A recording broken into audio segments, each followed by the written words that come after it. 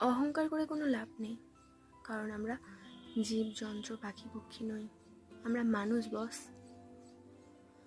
আমরা আর যাই করি না কেন সময় ধরে চলতে পারি না, উল্টে আমরা চেষ্টা করি সময়কে আমাদের মতো করে চালনা করার, যা আমরা কখনোই পারি না।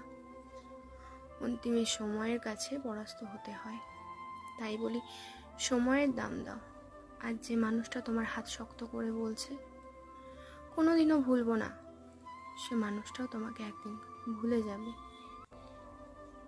বয়সের ভারে।